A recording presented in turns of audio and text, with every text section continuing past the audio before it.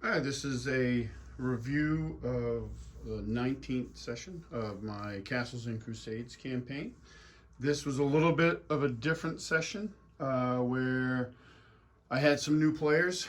I help run games at my local gaming store, Crossroad Games in Standish, Maine. And this was a game we had done a couple campaigns there for folks, and it was a West Marches style games, so we had multiple DMs, and this was a game for the DMs.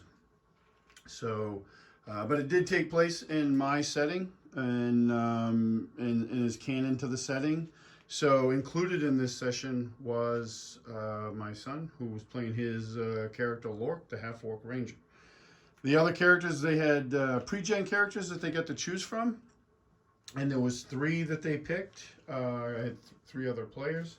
There was a dwarven fighter named Horan Silveraxe. There was a human cleric named Perrin Delano, and a illusionist gnome named Bink Thistleberry. The premise for this, the backstory for this campaign is that the three my three friends, fellow DMs, their characters were part of an existing adventuring party, and they had recently had some bad luck searching, exploring these ruins along the inner sea, the ruins of Castle Ardmont, and they lost a party member named Balin, who was their scout.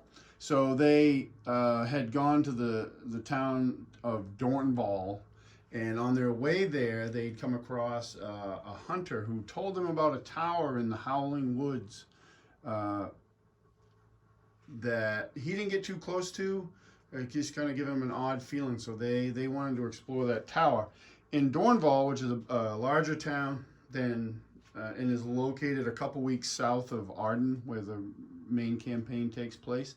Dornval is bigger. It's about 15,000 people. And one of the NPCs that they met recently, the merchant Blaine McCown, who's trying to set up shop in the mining town.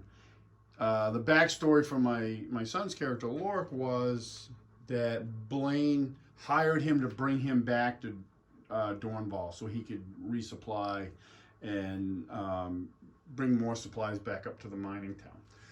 And that's why Lork is in Dornval, 2 weeks away from Arden.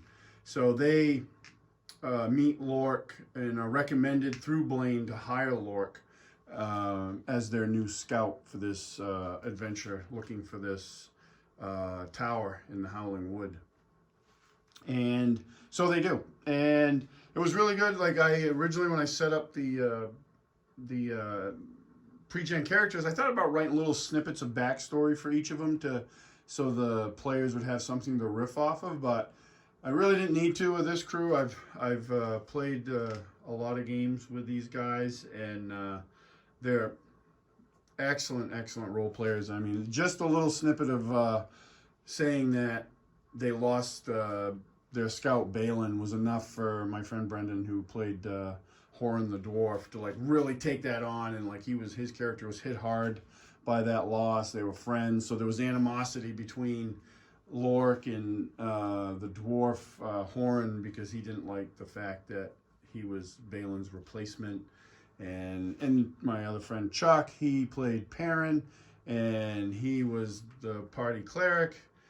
He dove into his role really well, and my friend Brian played Bink, the illusionist, and he totally dove in that role. They didn't need any prompting from me. They were, as soon as we got started, they just went into it, and it was really excellent. And my son put it best later on after the game we were talking about. He had never played with those guys before, and he said to me, he's like, yeah, as soon as they started role playing, just as soon as we started the game, he's like, I knew I was playing with all stars, and he was right. They're great guys to play with. I've had a lot of good fun with them. So they let Lork lead them through the Howling Wood, and Lork has Fenris with him. And after a bit of travel, Lork is able to find an old path, and it's winter, but he's able to find this overgrown path through the pine forest, and he leads them to the tower. And he's doing his typical scouting ahead, and him and Fenris. And he takes a shot from an arrow, whistles by his head. And it was at this moment I tried something a little different that I hadn't done before, and I tried to turn it into not a full-blown narrative moment, but to give him my son a little bit of time to, like, what is his character thinking about? So I asked him, I said, when the arrow goes by your head, what is Lork, when he turns to see, what does he think he's going to see? What does he expect? So he described, like, he was either going to see goblins, because he was used to fighting goblins, or even bandits. So he was totally surprised when he turned, and there was these skeletal archers, and they were over here. We started off with this, and I'll try to get into the whole build later after the recap. But there's some skeleton archers in there, and they open fire on Lork, who lets a warning cry out so the rest of the party knows they're under attack, and he's quickly joined by the others who catch up. That was a relatively quick battle. They weren't tough. It was just a means to get the ball rolling as far as the game and combat, and everybody was new except myself and my son were new to Castles and Crusades. None of my other players had played it before. So it was just to get that ball rolling. So they finish that off pretty quick, and then they make entry into the tower. And one of the things Lork actually did before they left town was he obtained a map of the area. The tower is not on the map, but he adds it and is adding that map to his collection, so he is more fluent and knowledgeable of this area. Bink actually has this, this was another thing that my friend Brian just came up with on the fly. Bink has kind of an aversion to mindless undead. Like, he's not a fan. So that was an interesting take. Again, playing with great role players. They just came up with this stuff on their own. They didn't need my help. The other thing they noticed too after the combat's over and they get right up to the tower is there's a coldness that comes from the tower, and it's not just the weather. It's different. It feels different. So they take note of that, and they force their way into the tower. The door's frozen shut. Not locked, but frozen shut. They force their way in. Bottom level is mostly just storage, and they find like a big set of double wooden doors that lead down. They don't open them. They actually Horn the dwarf slides a box slightly on them to act as an alarm because they want to clear the tower first, which they do. They also find a couple kegs of wine that hold some value. The rest of the stuff is just spoiled supplies. They go up to the second level, and Horn's leading the way. And the second level, as they walk up these stone stairs, is just like there's like a sheet of spider web. So they know there's spiders and stuff up ahead. And that doesn't stop Horn because he's a fighter, and the way he was being played, he was probably inebriated anyway. So he was drinking to try to forget his friend that had passed. So, or also remember him because he was singing songs about him and battle songs and stuff earlier. So they go up, and actually I think Perrin went up first. Actually, I'm wrong. Perrin went up with Horn right behind him. And Perrin was burning away the webs with his torch. And he gets up there, and sure enough, coming out of the chimney is a very large spider. And I used this miniature here. This was a Reaper miniature that I painted a while ago. It's kind of got a purplish color. It's kind of hard to see with the lighting in this over the table. But it comes charging down out of the chimney and attacks them. And hits him with a web, hits Perrin with a web, which sticks him to the wall. So Horn charges in and just mashes his shield into his mandibles, and is like hitting it over the top of his shield, doing pretty good damage. They're joined by the others. Lork, I think Lork wasn't last. He come up after that, and instead of attacking, he pulls out his long knife and starts cutting the webs away from Perrin to get him off the wall so he can help. Bink comes up, and they actually finished the spider pretty quickly. Like, that was not as tough a challenge as I thought it was going to be. It wasn't meant to be a game ender or anything, but they got through it pretty good. Nobody got bit. so they didn't have to deal with poison or anything like that. So they finish the spider off, clear this room out, and they take extra time to burn away more webs and don't really find anything of value. This was once the living quarters of the person that lived here in the tower. So then they go up to the third level, and Horan does lead the way up this level, and he gets up there and he sees that he's in a, it's like a wizard's, pretty soon they figure out it's a wizard's lab. So there's benches, and tables, and spell components, and Bink, being an illusionist, is familiar with this stuff and starts searching the area. And they do find in a box, they find a wand and a couple rolled up scrolls. I think it was 4 rolled up scrolls. And they determine, Bink's able to determine, because we on the fly created that he had a backstory that he had once had a wand like this, so he knew what it did. And it was a wand of magic missiles, which I put in there to maybe help the party and stuff, but they actually never used it. So that's interesting. And the other thing they find, though, which was also very interesting, is underneath that box was some loose papers that weren't scrolls, they were journal notes. And Bink finds these, what I did with them, and they are, yes, so there's journal notes, and it says, the first one, it's 2 pieces of paper. The first one says, construction of the lower level is complete, but something is amiss. I can hear scratching in the walls. I have searched for the source, but I have not had any luck. And the scratching continues, and now I swear by the gods there's a foul stench coming from the lower level. Despite my best efforts, I cannot find the source of this new irritation either.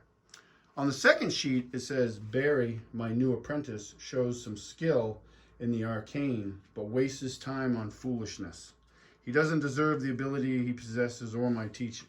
He will be better served as a sacrifice to Moloch.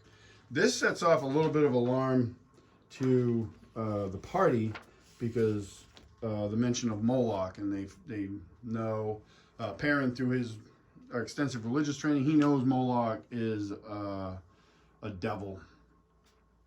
And it also sets off some alarms, because Lork is like, is this the Barry I know? So he really, and even the play of my son was really, I could see the gears turn, and he's like, wait a minute. So he asks to see the note. He holds on to the note, and is visibly concerned by this.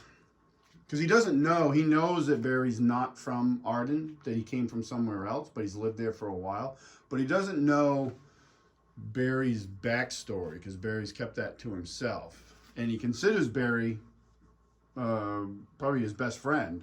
So he's a little concerned about this. So that was interesting, and that's how I wanted to tie this this adventure in with my regular campaign.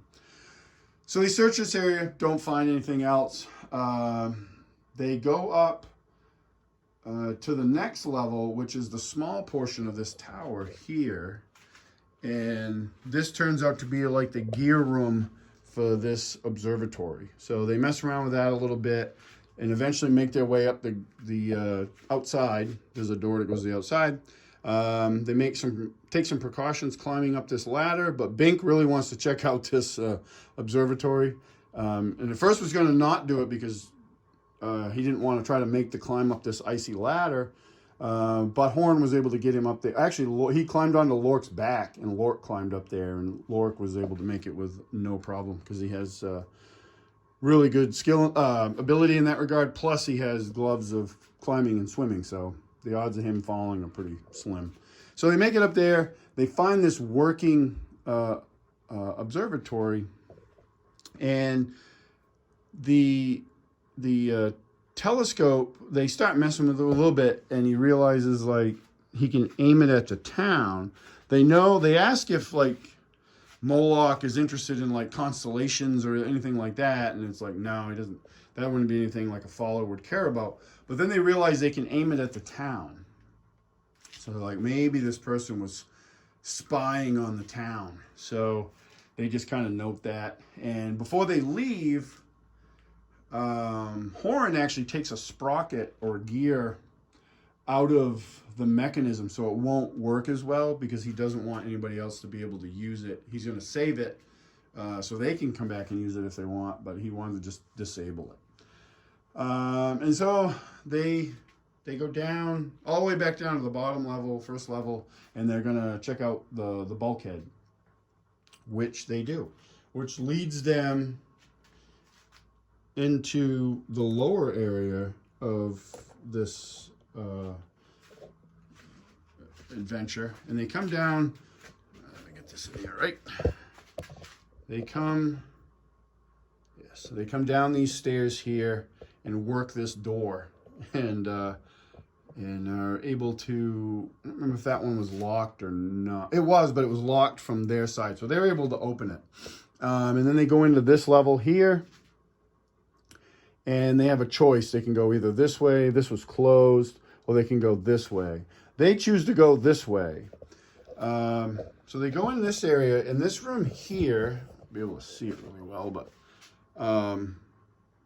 this room here is empty, except on this wall between two torch sconces, which you can't see, there is a chest. So that immediately attracts their attention. But they don't have a rogue. So Horan, in typical dwarf fashion, goes over and it's locked, hits it with his axe, which triggers a trap. And kind of like out of Skyrim, this goblet falls and smashes on top of him and lights him on fire, marking in the fire here marks that trap. While the rest of the party standing there watching this happen, they hear just a slight scraping of stone, and then crossbow bolts start zinging out from this area to here. But they miss, and they look, and there's 3 holes that have opened up in this wall, and small ones, like brick size, and crossbow bolts are being shot out. So this is one of those interesting moments as a DM where you have an idea of how things are going to transpire, and then the party just totally changes that because they do not what you were thinking, which I think are actually some of the best moments in DMing is when they do stuff that I totally don't think that they're going to do and don't plan for. First, Horn runs over here and gets between the holes, and he takes his shield and he covers one of the ports. So that blocks that. Bink, who's a gnome and really small, and the holes are lower to the ground, like perfect height for him. He runs over and in a moment of bravery thrusts his hands through there and casts I think it was color spray, and he ends up being very successful. So the rest of the party, Perrin moves in here, comes in here all the way to here and holds here, and this room's like a barracks. And he's quickly after that followed by Bink and Lork. They get in here. Horan isn't having any of that, so using his dwarven knowledge of stonework, my friend Brendan asked me, he's like, whoa, how does this wall look? Is it solid or whatnot? And I hadn't really thought about it much, but I kind of got the idea of what he wanted to do, so I was like, no, you can tell from your knowledge of stonework that the kobolds, which they determined it was kobolds because Bink speaks kobold and heard them crying out after his spell effect. They know there's kobolds on the other side in this room here. So I said that they had damaged the wall when they made those little murder holes. So he decides to Kool-Aid man it and just run through the wall. He makes a strength check. I think he might even roll a natural 20. And just smashes through this while the rest of the party's waiting outside this door. They just hear this ungodly commotion. And he Kool-Aid mans it right through the wall. There's 2 kobolds that were hiding in this corner after the spell went off that weren't affected by Bink's spell. And there's a bunch of like kobolds that are sleeping that were affected by the spell. So they hear this and they go in, and Lork just charges in and triggers a trap that was placed here. And it's a net that falls, but he makes his dex saves able to dodge it. So they quickly killed one of the kobolds, which Lork did by throwing an axe at it. And Horn had killed the other one. They save. Well, I say they save. They kill the rest of the sleeping kobolds except one, because Bink wants to question this kobold to find out what's going on in this place. So they do. They wake up this kobold, and his name's Chirp, and they start questioning him. And there's a hole here, and they ask him like, what is down there? And he gets all excited, and he tells them it's Anglicon the Mighty, and he's all excited by this. And the party isn't, but the kobold is. So they end up coming back into this room to search around a little bit before they go further. And one of the things I tell them that they didn't notice at first was there is that sense of coldness again that they felt when they first approached the tower here. And so they search around a little bit, and they eventually find a secret door here, and they open it up, and this spirit comes rushing out. And the spirit is this, at first he calls them murderers, and then Bink is like, no, we're not murderers, and talks to it, and it realizes it's not, they're not the people that he thinks they are. And he goes on to tell them that his name was Conlin, and he was the guy that built this place for a man named Agravain. And when he finished it, he had built this secret room for Agravain, who told him that he was going to use it to hide his stuff. But Agravain locked him in that room, and he starved to death over time and died there. And he wants to be laid to rest next to his mother, Elsie, in the cemetery in Dornval. And they agree to do that. They take his remains are there. They make they wrap him up in an old blanket from here. And Horan actually brings him all the way back up to the tower, to the observatory, and puts him in the seat and writes out a note with like those instructions. Because he's like, if we don't make it, I want somebody, if somebody finds us, I would like somebody to do this so he can be put to rest, which I thought was a really cool touch, again, that I never thought of, which is, the great part of having really good players is they do stuff that you totally don't expect. But I thought that was really cool. So then they decide to go down here, and Chirp, the kobold, happily leads them down. And I described this area, it's a descending path, but it's filled with roots. So the path isn't the hard part. It's the roots made it like they were going through this like really heavy curtain all the way down through here. And Horan's leading the way. They get in here. They smell like fetid, rotten water. And sorry for the shaky camera. I'm trying to use this stick to film this. It's working okay. He smells this fetid water, and he comes in here and comes right up to the water line here. And then it starts to ripple, and this isn't here yet. I'll explain that in a second. They're met by Anglicon the Black, or Anglicon the Mighty, as he's known by the kobolds. And I had the players place themselves where they wanted. I didn't, their miniatures where they wanted them to be, and it just so happened that they decided that Horn and Chirp and Lork would be in a direct line. So they took the dragon breath first, failed their saves, took some damage.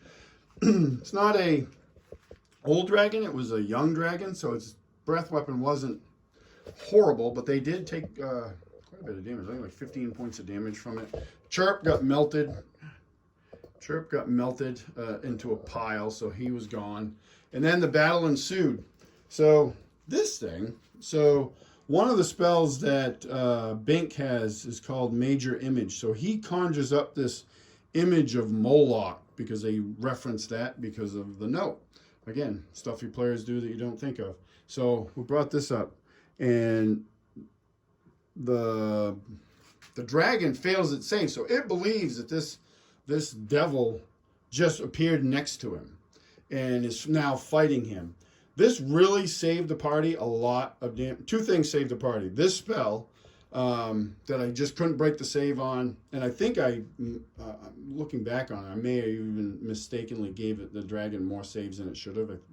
I think it should have just had the one save, and then I was having it save every round, which I think was a mistake. So, but this spell, in my horrendously poor dice rolling for this combat, awful. Like, just I usually roll pretty decent as a DM, not so much as a player, but as a DM, I usually roll decent, and I did not in this combat.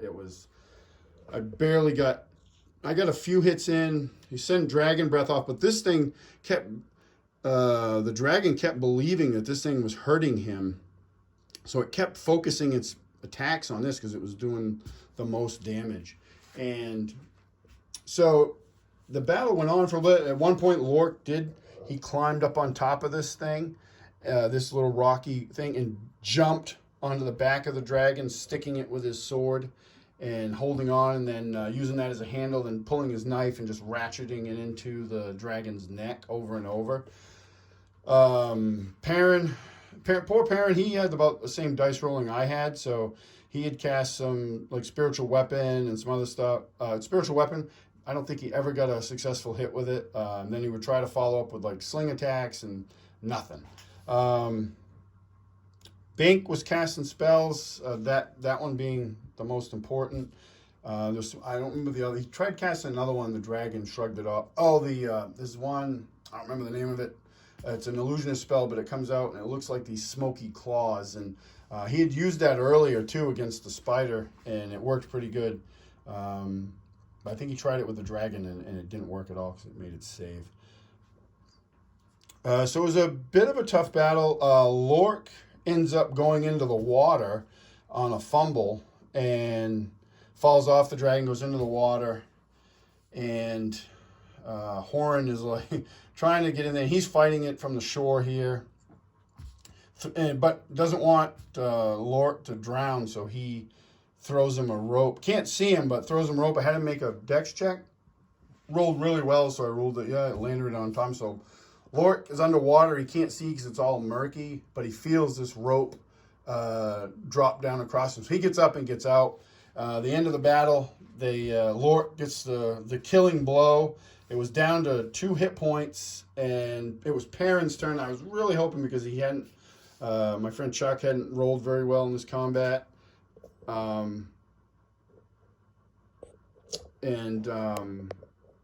was hoping he would get the killing blow with his sling. I thought that would have been totally cool. But he didn't. He missed again. So Lork ends up getting the killing blow and finishes the battle. So there's quite a bit of treasure over here that they divide up. Lork actually picks up his first magical weapon, which was a +1 hand axe. And they had this magical shield, Pavis shield, so it's a big shield. Perrin takes that, and we talked about that shield for quite a bit, because it's really like not something it's so big that it's used for like fixed combat, and archers use it to hide behind, but he can use it. It's just only really going to give him protection from the front if he uses it, because he's not going to be able to swing it around. You kind of plant that thing in the ground and hide behind it. So, but he took it, and that was the end of the session. It was a real fun session, great role play, great group of people, a lot of fun. Hopefully, maybe I'll get to run another game for him at some point. And yeah, that was a real good time. And hopefully we'll trying to get some more sessions in. Scheduling a last minute one coming up this week, trying to get some more time in so my boy can play as much as he can before he goes off to college. So that's it. Thanks for watching.